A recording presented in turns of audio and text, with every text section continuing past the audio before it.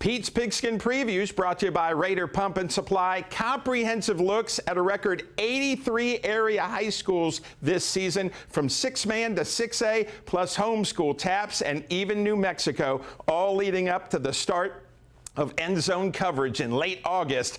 Time to preview another school. Let's get your thoughts on going back to Silverton. You know, headed back home, it's always been a part of me. You always have that pride of your hometown, and I'm excited about getting to go there.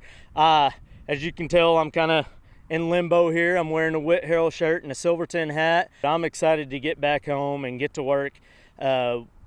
We've got some work to do. The kids know it. We know it as coaches. We're excited about the work, just the chore that we have of getting where we want to be. And so far, it's been a great summer with great turnout and summer workouts, and the kids are getting after it, and that gets me fired up. And we're doing some skill stuff, and just that what you talked about earlier, getting out there and coaching those kids, and those kids seeing me get fired up and excited about it, I think is they can feel it too. They can feel and they can really see my passion for helping them and the love for the game. Well, and then you had success there the first time, got to the state semis. Yes, sir. Yeah, it was. I was very blessed to be able to coach the kids that I coached. They were a tough group of kids. They were big, strong kids, and we're a lot different than my coaching style. Then has evolved and changed a little bit. Not that I wouldn't go back and do that stuff, but it's a different kid that's there now than what used to be, and so we'll have to change that a little bit and adapt and do what we need to do to make the kids successful, obviously. And so we're excited about that, and but we think that with a little bit of building that we can get there, and we're going to have lots of success in the future. Talk about your non-district schedule. Non-district, we start out with Boys Ranch. You know, they always very talented, and so we'll, you know, it's the same every year. I'm trying to really prepare my kids and not worry a whole lot, and base everything on what we're doing against everybody else, but what we're doing for ourselves.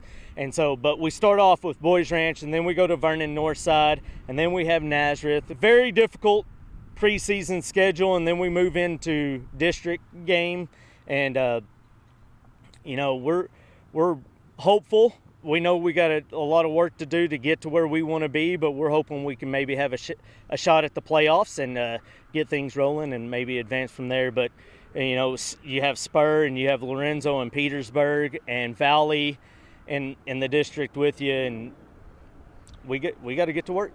You know, a lot of respect and appreciation for all those teams. They do a great job, and we better step up. So I appreciate having a tough schedule and a tough district, and that prepares our kids. And then finally, what are the goals for the Owls? Goals for the Owls is obviously start the foundation of the program.